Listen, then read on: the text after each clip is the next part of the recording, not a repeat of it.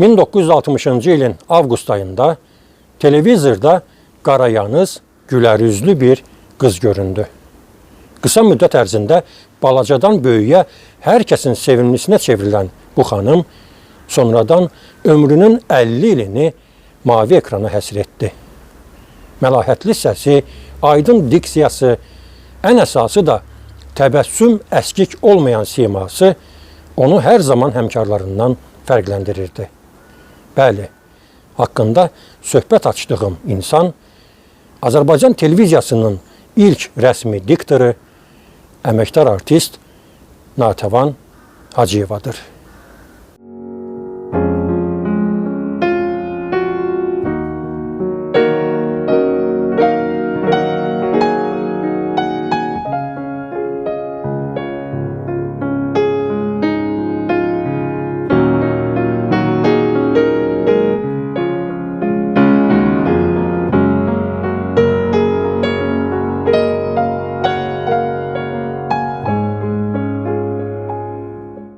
Natəvan Hacıyeva 1942-ci il iyunun 10-da Bakıda dünyaya gəlib. Atası Əskər Hacıyev, anası Şöylə xanım. Əskər müəllim hüquqşünas idi. O, bizim hamımızın Axırıncı Aşırım filmindən tanıdığımız Kərbəlayı İsmailin nəvəsi olub. Şöylə xanım da ali təhsil alsa da, ixtisası üzrə işlənmir. Bütün ömrünü övladlarının tərbiyəsinə həsr edir. Natəvangil ailədə 5 qardaş, bir bacı olublar.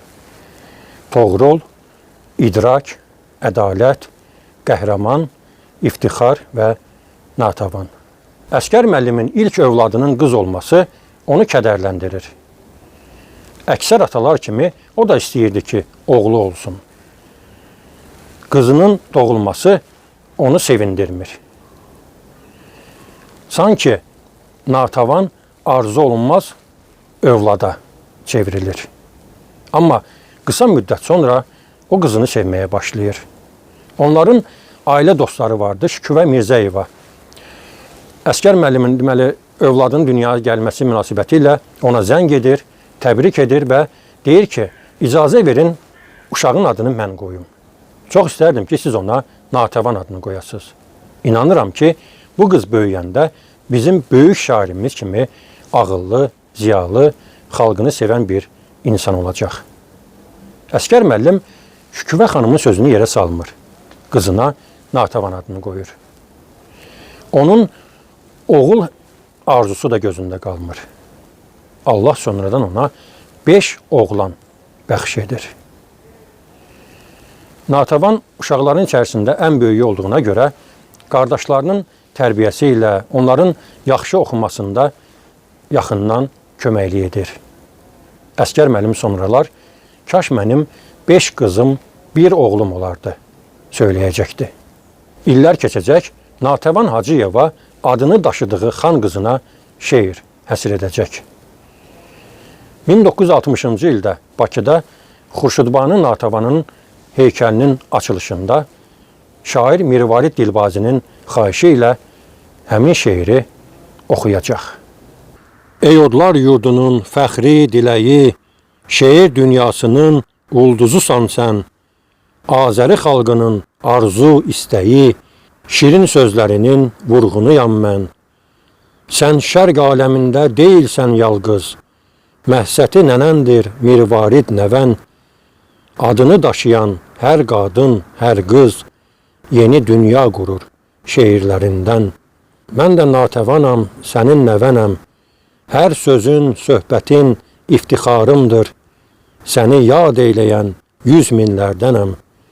İlhamı coşduran arzularımdır.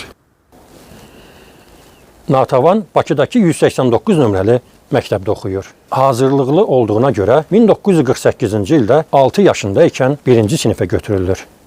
Çünki o zamanlar uşaqlar 7 yaşında dərsə gedirdilər. 10-cu sinifə qədər onun cəmi bir dəfə 4 qiyməti olur. Bütün qiymətləri əla idi. 2-ci sinifdə oxuyarkən təmiz yazı fənnindən 4 almışdı. Həmin günü o nə edəcəyini bilmirdi. Çünki atası hər gün onun gündəliyini yoxlayırdı. Və həmin axşamı əsgər müəllim işdən gəlir, Natavanın gündəliyinə baxır və orada dördü görür. Bu, əsgər müəllimi özündən çıxarır. Və o qərara gəlir ki, qızını cəzalandırsın. Və baxın, atanın qızına verdiyi cəzaya. Əsgər müəllim otağın küncünə noxudları səpir və Natavana dizi üstə çökməyi əmr edir. Onun əllərini havaya qaldırır və Natavandan tələb edir ki, noxudların üzərində dizi ilə gəzsin. Təsəvvür edirsiniz, bu necə ağır bir cəza növü idi. Natavan xanım sonralar xatirələrində danışırdı ki, noxudların üzərində dizimlə gəzdikcə diz qapağımın ağrısı bütün bədənimə yayılmışdı. Allaha yalvarırdım ki, ürəyimdə məni bu əzablardan qurtar. Amma atasının qorxusundan ağlaya bilmirdi. Sanki Allah bu qızcığazın duasını eşidir.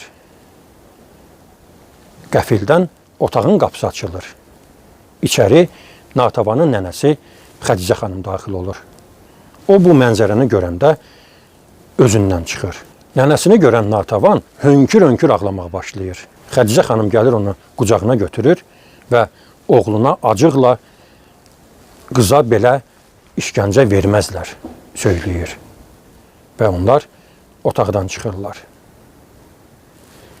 Natavan xanım isə sonralar deyəcəkdir ki, atamın həmin günü mənə verdiyi cəza ömürlük dərs oldu.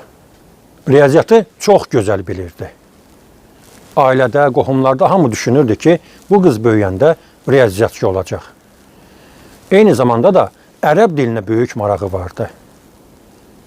Amma taleyi onu tamam başqa bir sahəyə apardı.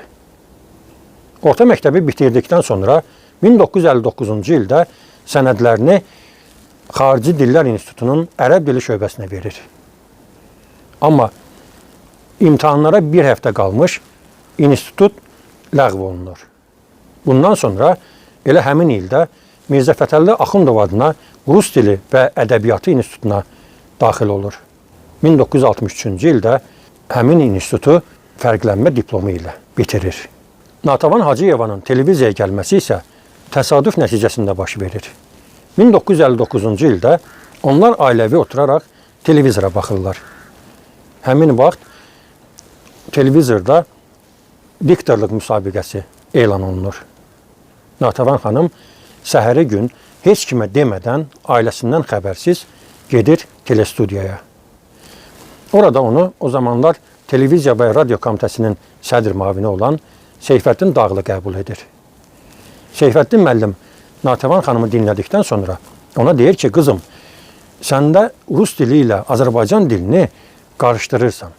Belə olmaz. Get hazırlaş, yayda bir də gələrsən. Natavan xanım kör peşman qayıdır evə.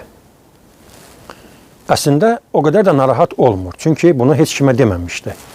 Heç kim xəbəri yox idi Natavanın televiziyaya getməyindən. Amma diktorluğa olan həvəsi onu televiziyaya cəlb edəmişdi. O çox istəyirdi ki, bu sahədə işləsin. Nəhayət, yenə ailəlikcə oturub televizora baxanda ikinci dəfə, deməli, xəbərlər bülletenini təqdim etmək üçün diktor müsabiqəsi elan olunur. Natavan xanım yenə də ailəsinə demədən, hamıdan xəbərsiz gedir telestudiyaya. Amma bu dəfə bəxti gətirir. Onu müsabiqəyə yazırlar və telefon nömrəsini götürürlər, deyirlər ki, biz sənə zəng edəcəyik bir neçə gündən sonra.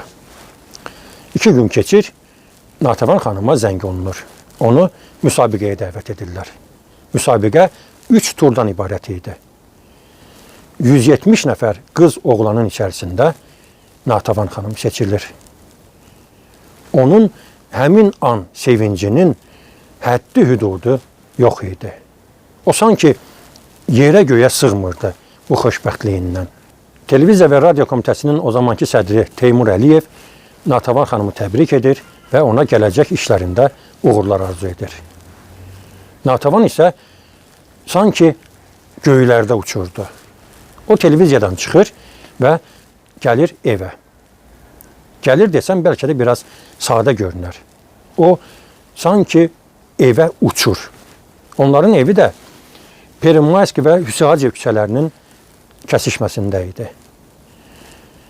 Natəvan xanım bu xoş xəbəri ilk olaraq anası ilə bölüşmək istəyir. O düşünürdü ki, anası onun televiziyaya getməyinə sevinəcək. Gəlir evə, anası qapını açanda ona deyir ki, ana, məni diktor işinə götürdülər televiziyaya. Anası özündən çıxır. Sən nə danışırsan? Sən hara, televiziya hara? Sən institutda oxuyursan. Qız üçün müəllimlikdən gözəl peşə ola bilməz. Sən bu televiziya söhbətini yadından çıxart. Onu ümumiyyətcə açma. Elə bir ki, belə bir söhbət olmayıb. Atam bilsə, aləmi bir-birinə vurar. Natəvan isə artıq qərar vermişdi. Onu heç kim fikrindən döndərə bilməzdi. Yalnız bir nəfər. Atasının verəcəyi qərardan asılı idi bu. Çünki əsgər müəllimin sözü evdə qanun idi. Onun iradəsindən kənara çıxmaq mümkün deyildi. Natəvan isə bunu atasına necə deyəcəyini düşünüb tapa bilmir. Axşam əsgər müəllim işdən gəlir. Natəvan xanım özünü toparlayaraq əhvalatı ona danışır. Amma gözləmədiyi anda atasından razılığı alır. Əsgər müəllim deyir ki, qızım, əgər səni seçiblərsə, deməli sənə inanıblar. Sən bacaracaqsan. Sənin diktor işləməyinə etiraz etmirəm. Və atasının xeyir duasından sonra Natəvan Hacıyevanın televiziyaya olan yolu açılır. Bundan sonra Fatma Cabbarova Natəvan xanımın üzərində işləyir bir müddət. Yəni onun diksiyasını düzəldir. Beləliklə 1960-cı il avqustun 16-sında Natəvan Hacıyeva ilk dəfə efirə çıxır. Bundan 6 gün sonra avqustun 22-sində o rəsmi ştata götürülür. Teymur Əliyev yenə onu qəbul edir və ona deyir ki, sən Azərbaycan televiziyasının ilk rəsmi diktoru oldun. İlk efir günü aşıq musiqisindən ibarət konsert elan edir. Salam, hörmətli tamaşaçılar. Xoş gördük hər birinizi. Oxuyur Aşıq Pənah Pənahov. Əslində sadə bir cümlə idi. Amma bu çıxışda nə qədər həyəcan keçirmişdi, bunu Natəvan Hacıyevadan başqa kimsə bilməzdi. Bu çox məsuliyyətli bir iş idi. Ölkədə sadə kolxozçudan vəzifə sahibinə qədər hər kəsin gözü ona zillənəcəkdi. Səhv etmək olmazdı. Adi bir səhvi onun gələcək karyerasına son qoya bilərdi. Amma Natəvan Hacıyeva bacardı. Beləliklə onun televiziya həyatı başlayır. O həm institutda oxuyur, həm də diktor kimi fəaliyyət göstərir. Xəbərlər proqramı ilə yanaşı uzun illər sizinlə birlikdə biz Marsa uçmaq istəyirik, Yeni il karnavalı, Mavi işıq kimi verilişlərin aparıcısı olur. Bundan başqa əlifba, musiqi təqvimi, rus dili və başqa proqramlarda efirə çıxır. 1993-cü ildən 2006-cı ilə qədər 14 il ötənlərdən, keçənlərdən verilişini aparır. Bu, Natəvan Hacıyevanın Azərbaycan televiziyasında sonuncu verilişi olur.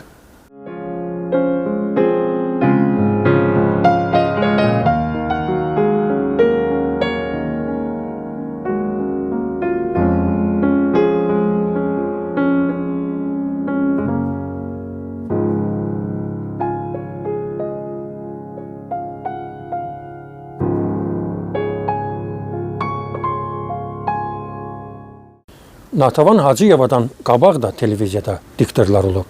Onlardan Tamara Gözəlova, Sara Manafova, Nailə Mehdibəyova, Sevda Cənizadə, Sima Xasiyeva, Rəşxan Aslanova və başqaları.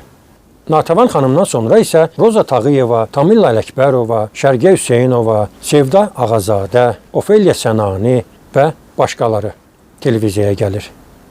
Amma Natəvan Hacıyeva Azərbaycanda ilk rəsmi diktor olub. Əksər insanlar yazırlar ki, televiziyanın ilk dəfə Nəcibə Məlikova açılışını edib. Əslində bu həqiqət deyil. Televiziyanın açılışını elan edən Hökümə Qurbanova olub. Məndə şəkillər var. Həmin gün çəkilmiş fotolardır bu. Orada Hüseyn Seyidzadə, o zamanki televiziya və radio komitəsinin sədri Ənvər Əlibəyli və başqa şəxslər. Həmin fotolardan birinin arxasında Hökümə xanım öz əli ilə yazır ki, Bakı televiziya studiyasının açılışını birinci elan edən mən olmuşam. Altdan da Hüseyn Seyidzadənin adı yazılır. Əslində bu həqiqətdir. Televiziyanın açılışını Hökümə Qurbanova edib. Ondan sonra Nəcibə Məlikova televiziyaya gəlir. Nəcibə xanım sonralar özü də bunu etiraf edirdi ki, bəli, televiziyanın ilk diktoru Hökümə Qurbanova olub. Nəcibə Məlikovanın həmin günlə bağlı nə bir fotosu, nə də ki, video yazısı var. Mən onun diktor olmağını inkar etmirəm. Amma Nəcibə Məlikova Hökümə Qurbanovadan sonra televiziyada aparıcılıq etdi.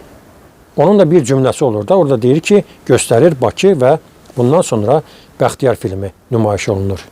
Amma mən indi sizə təqdim etdiyim bu şəkillərdə Hökümə xanımın əlində bir neçə vərəq görürsünüz. Orada mütləq ki, böyük bir mətn yazılmışdı və Hökümə xanım həmin mətni ilk dəfə televiziyanın açılışında oxuyur. Əlbəttə, televiziyanın açılması böyük bir hadisə idi. Yəni, onu bir cümlə ilə ifadə etmək mümkün deyildi. Beləliklə, bizim bəzi jurnalist dostlarımıza da bunu demək istəyirəm ki, əgər kiminsə əlində belə bir fakt varsa, Nəcibə Məlikova televiziyanı açıb, onu təqdim edə bilər. Amma həqiqətən də Azərbaycan televiziyasının açılışını Hökümə Qurbanova edib. Bu, əlahəzrət faktdır. Bəlkə də çoxları Natəvan Hacıyevanın kinoya çəkilməsindən xəbərsizdir. Bu da təsadüf halında baş verir. Deməli, birinci dəfə 1959-cu ildə ki, o televiziyaya gəlmişdi, Seyfəddin Dağlı onu qəbul etmir. Həmin vaxtda o çox keyfsiz vəziyyətdə, deməli, televiziyadan çıxanda orada rejissor Kamil Rüstəmbəyovla qarşılaşır. Kamil müəllim onu əslində gələndə görmüşdü və çox bəyənirdi. Və Kamil müəllim Natəvan xanıma deyir ki, qızım, mən film çəkirəm, istəyirəm səni orada bir epizodik rola dəvət edim. Natəvan xanım qəbul edir, çox sevinir. O istəyir filmə çəkilməyə. Amma əsas məsələ atası idi. Atası buna razı olacaqdımı? Çox çətin. Gəlir evə, həmin əhvalatı atasına danışır. Deyir ki, məni filmə çəkmək istəyirlər. Əsgər müəllim qəti etiraz edir. Sən hara, kino hara? Qoymur. Bundan sonra Natəvan xanım əmisi oğlu Ulduz Hacıyevə müraciət edir. Ulduz müəllim kinostudiyada dublyaj rejissoru idi. Ona deyir ki, atanı razılığa gətir də, yəni onu razı sal ki, mən bu filmə çəkilim. Ulduz müəllim gəlir onlara və Əsgər müəllimlə danışır, onu arxain edir ki, narahat olma, özüm aparıb, özüm də gətirəcəyəm. Bundan sonra atası icazə verir və Natəvan xanım Aygün filmində orada bir səhnə var, piano ilə çalırlar qonaqlıq məclisində. Natəvan xanım həmin səhnədə epizodik rol oynayır. Televiziya sahəsində göstərdiyi xidmətlərinə görə Natəvan Hacıyevaya 1990-cı ildə Azərbaycan SSR əməkdar artisti fəxri adı verilir. Bundan başqa 2010-cu ildə Qızıl Qələm mükafatına layiq görülür. Prezident təqaüdçüsü idi.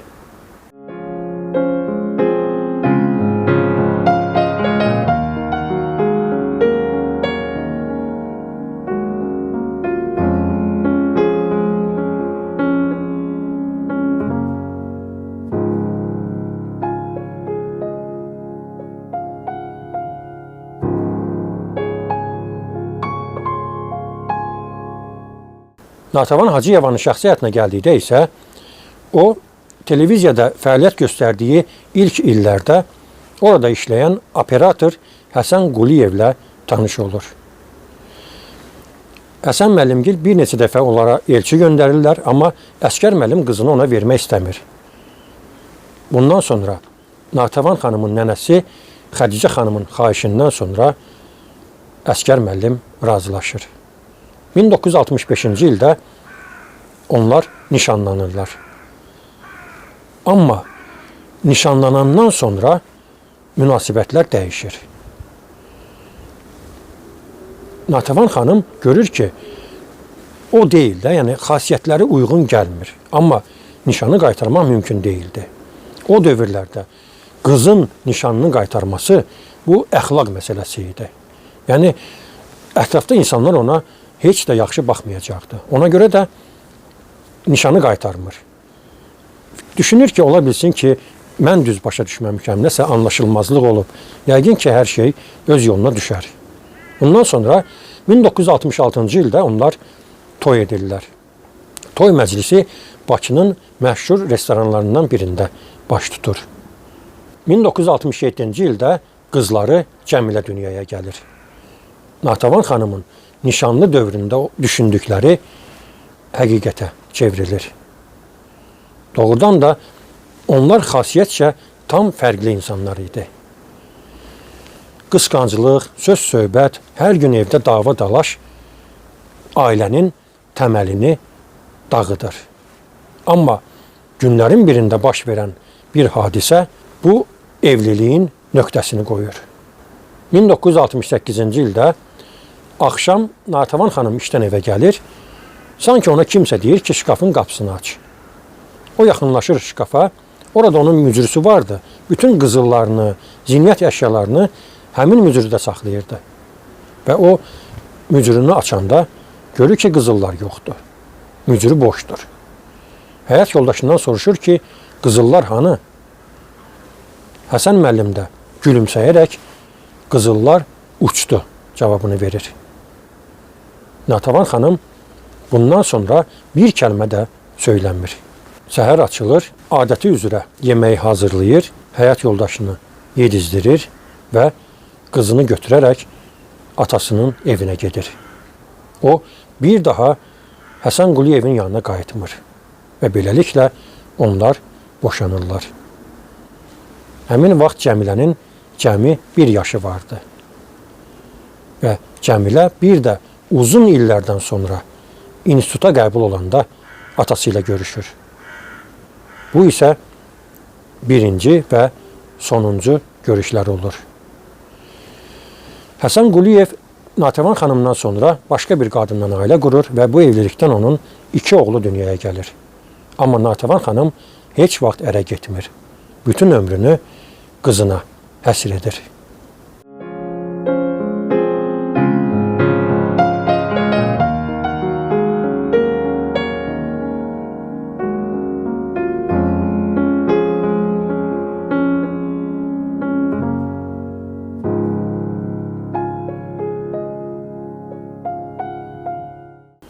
Natəvan xanımın ölümünə gəldikdə isə bu yaxınları üçün gözlənilməz olur. Onun səhhətində heç bir problem yox idi. Özünü həmişəki kimi gümrah hiss edirdi. 2018-ci ilin noyabr ayında yaxınlarından kimsə ona check-up hədiyyə etmişdi. Natəvan xanım da deyir ki, onsuz da bunu mənə veriblər də, gedim bir müayinələrdən keçim. Bəlkə də həyatında birinci dəfə idi o belə ümumi müayinədən keçmək istəyirdi.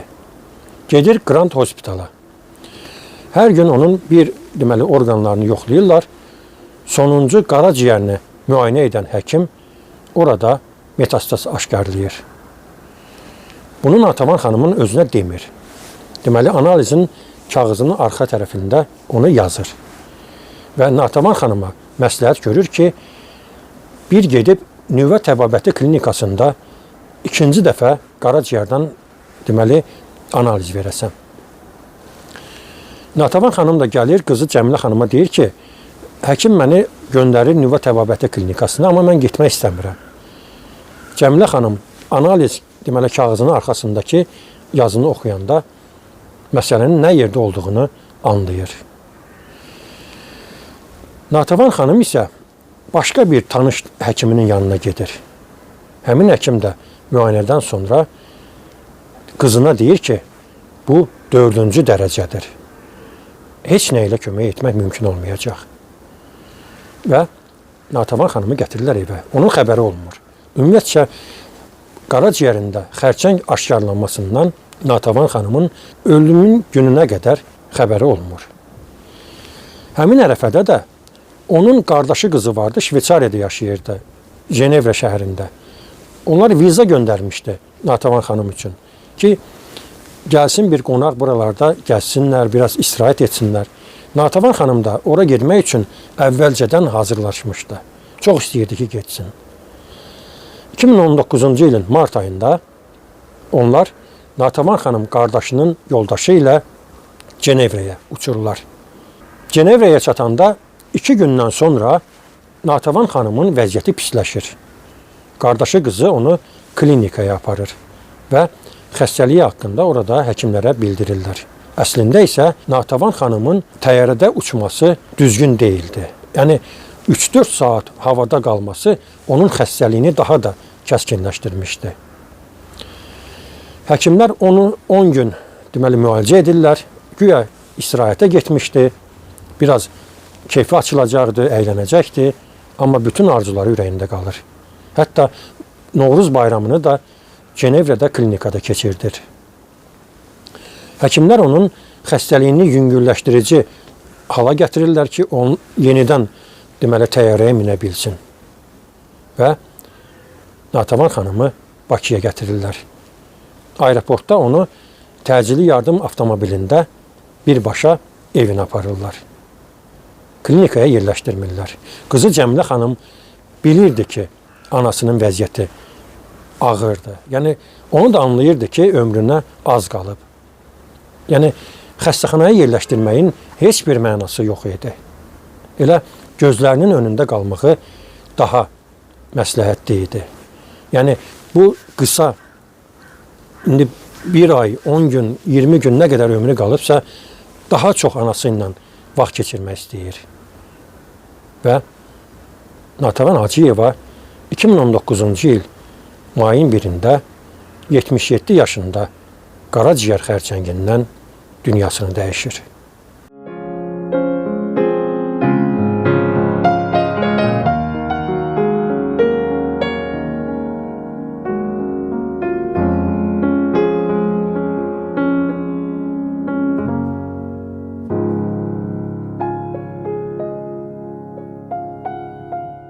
Natəvan xanımı köhnə qəbirstanlıqda qardaşının yanında dəfn edirlər. Onun ölümü həmkarlarını sarsıdır. Məzarına gəldikdə isə gördüyünüz kimi bura çox təmizdir. Hətta yəqin ki, bu bir neçə gün əvvəl buranı kimsə ziyarət edib, siz burada güllər də görürsünüz. Yəni, qızı Cəmilə xanım bura demək olar ki, tez-tez gəlir, anasını ziyarət edir və ətrafı da həmişə çalışır ki, təmiz saxlasın. Amma biraz burada 1-2 dənə belə otlar çıxıb, gördüyünüz kimi Natəvan xanımın da, qardaşının da məzarında. İndi mən otları buradan götürəcəm və salam. Başqa nəsə etməyə ehtiyac yoxdur.